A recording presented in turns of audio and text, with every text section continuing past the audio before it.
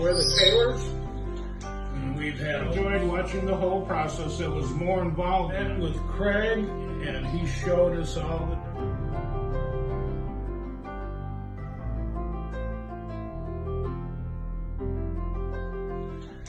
We've had old gutters since we bought the house in '96 and needed new gutters, and looked at all the different types of gutters that we were showed, and this product seemed to fit our requirements better than the others.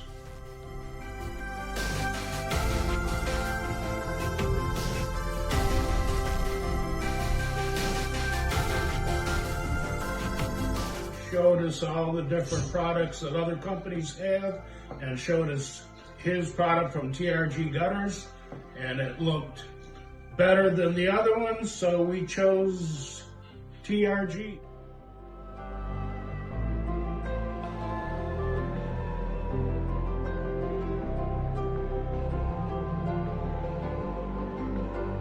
Take down the old gutters, check the fascia boards, and a couple of spots needed replacement, which you are taking care of, and putting the product up and screwing it into the fascia board, and the product looks marvelous.